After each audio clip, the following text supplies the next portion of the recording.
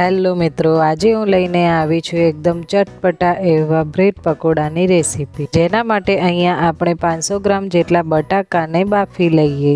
આપણા બટાકા બાફાઈને તૈયાર થઈ ગયા છે। હવે તેને એક બાઉલમાં કાઢી લઈશું અને તેની ઉપરની છાલ ઉતારી લઈએ। હવે બાફેલા બટાકાને આપણે મેશ કરી લઈશું।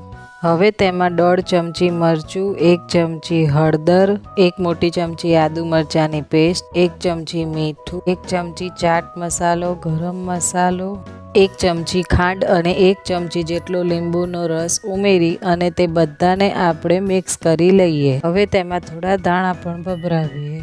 આપણો માવો તૈયાર થઈ ગયો છે। હવે એક બાઉલમાં આપણે 2 કપ જેટલો ચણાનો લોટ લઈશું। તેમાં અડધી ચમચી જેટલો બેકિંગ સોડા નાખી અને તેમાં થોડું પાણી ઉમેરતા જઈ આપણે થોડું જાડું એવું બેટર બનાવવાનું રહેશે। આપણું બેટર તૈયાર થઈ ગયું છે। હવે આપણે 4 બ્રેડ લઈ લઈશું। તેમાંથી 2 બ્રેડમાં આપણે સોસ લગાવીશું અને 2 બ્રેડમાં આપણે ધાણા મરચાંની ચટણી લગાવીશું। ચટણી લગાવ્યા પછી હવે આપણે સોસવાળી 2 બ્રેડમાં આપણે બટાકાનો તૈયાર કરેલો માવો લગાવી લઈએ। હવે બંને બ્રેડને આપણે ભેગી કરી લઈશું અને તેને વચ્ચેથી કટ કરી લઈએ। હવે આપણે બ્રેડને તૈયાર કરેલા ચણાના લોટના બેટરમાં સારી રીતે ડીપ કરી લઈએ। આપણું તેલ ગરમ થઈ ગયું છે। હવે તે ડીપ કરેલી બ્રેડને તેલમાં એડ કરી દઈએ। તળતી વખતે આપણે ગેસની ફ્લેમ મીડિયમ ટુ લો જ રાખવાની છે। આપણા પકોડા બંને બાજુથી ક્રિસ્પી થાય ત્યાં સુધી તળવાના રહેશે, જેના માટે 6 થી 7 મિનિટનો સમય લાગશે।